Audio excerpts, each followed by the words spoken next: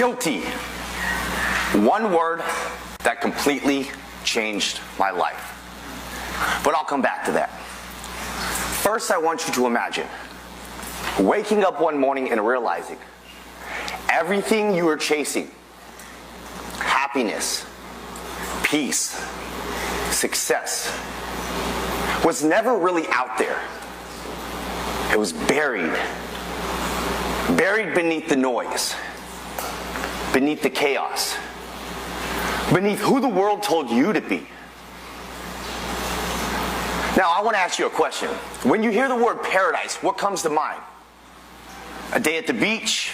A cabin in the woods? That one perfect day? But what if I told you paradise wasn't something you find, but rather a decision you make? Not something you run towards, but something you rebuild from the inside out.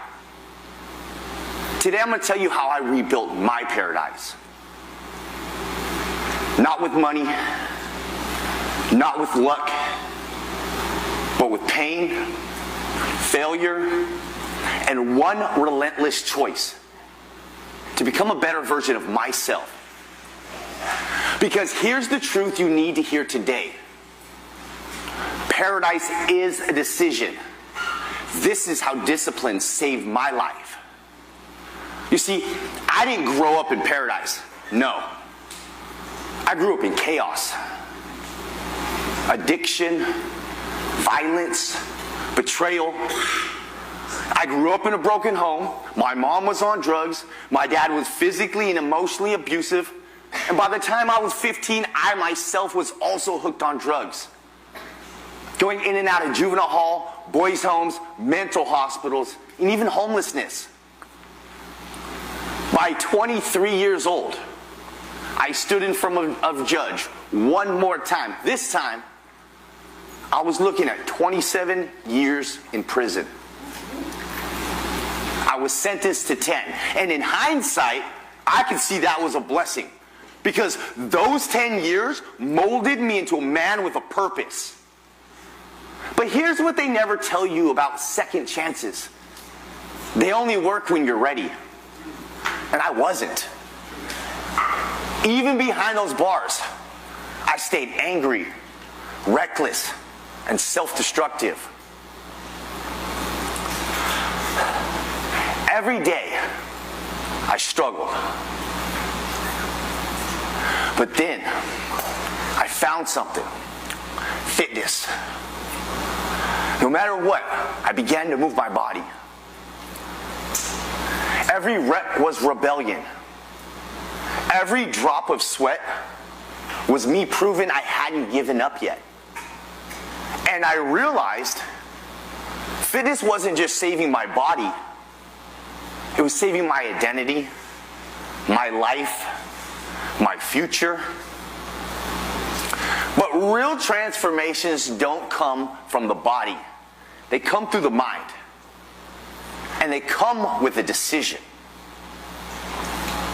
And then I got this call. After a long battle with cancer, my mom had passed. You see, by now she had changed her life and became the mom I needed. She would visit me, accept my phone calls.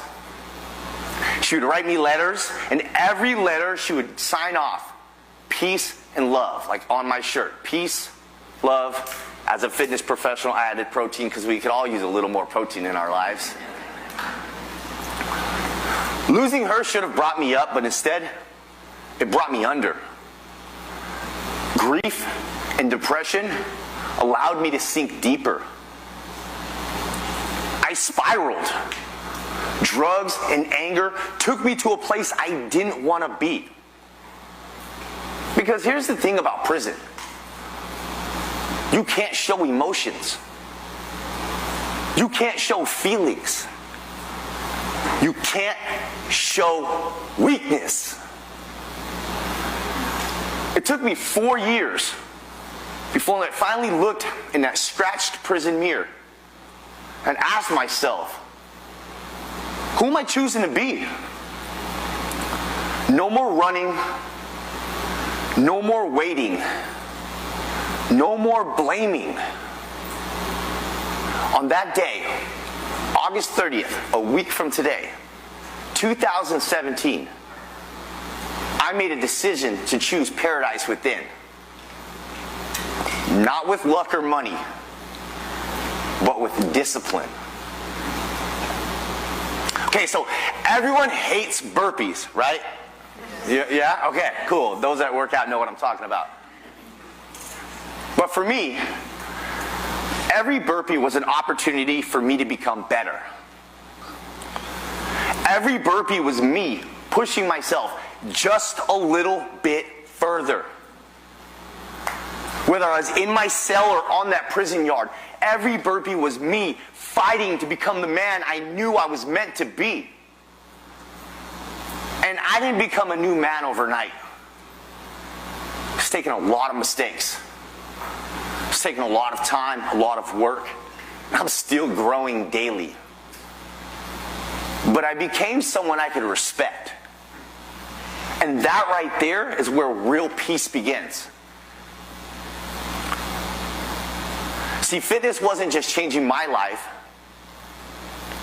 but it was also helping me change others' lives. I became utterly obsessed with it. I realized if this could change my life, I could help other people change their lives as well. So in prison, I read every book and magazine I could get my hands on. Reading Arnold Schwarzenegger's Encyclopedia of Bodybuilding, front to back, I pulled out the yellow legal pads, took notes, wrote workout plans, wrote meal plans, and I became the person that the men on the prison yard came to for fitness advice. And I realized this is how I can make a difference in the world. See, everyone thinks of fitness as barbells, abs, gym selfies. But fitness taught me consistency. Show up even when it's hard. Right now as I stand before you, I'm 6 weeks out from my first bodybuilding show at 40 years old. Now, most people think, oh, I hit 40, life's all downhill from here. I'm just getting started. And I haven't always been fit. In fact, freshman year in high school, I was so skinny, I had to wrestle with the only girl on the wrestling team. The worst part, her boyfriend was also on the wrestling team, which means I was getting bullied and picked on by all the jocks. And even just last year, while building my business and focusing all my attention on everyone else, I stopped focusing the attention on myself. I stopped working on my own goals, and I let myself go. I gained an extra 20 pounds of body fat I wasn't happy with. And so I decided to go all in on it. Family became possible when I became a man that could love without fear. Today I have an absolutely amazing family. My beautiful girlfriend Allison is right here. Give her a round of applause. Who loves me unconditionally and supports all my crazy, because I am crazy.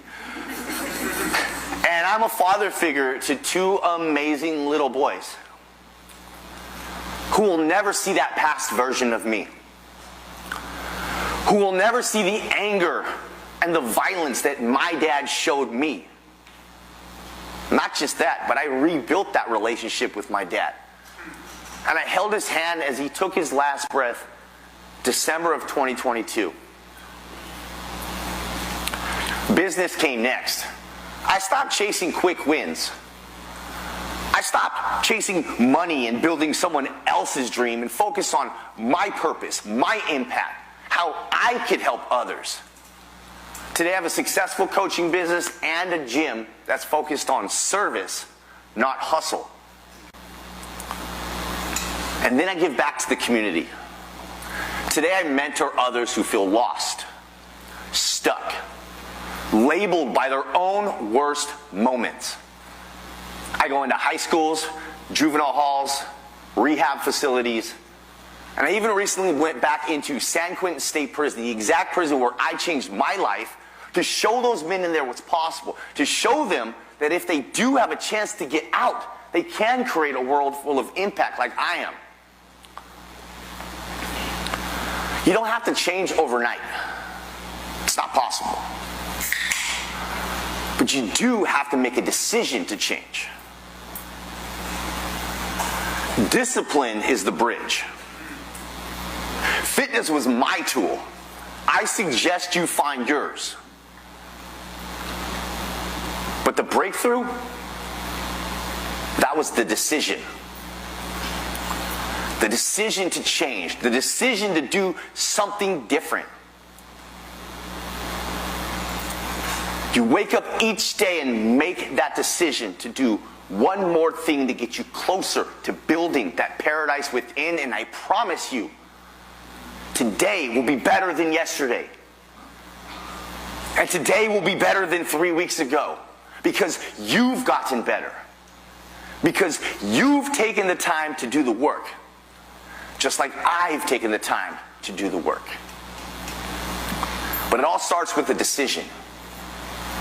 One of my favorite authors and speakers, Ed Milet, has a saying. He says, you are one decision away from completely changing your life. But it starts with that decision. And we make decisions all day long. Some of those are good decisions, some of those are bad decisions, but we still make decisions daily.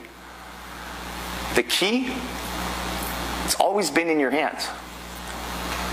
It's up to you to choose what you do with it.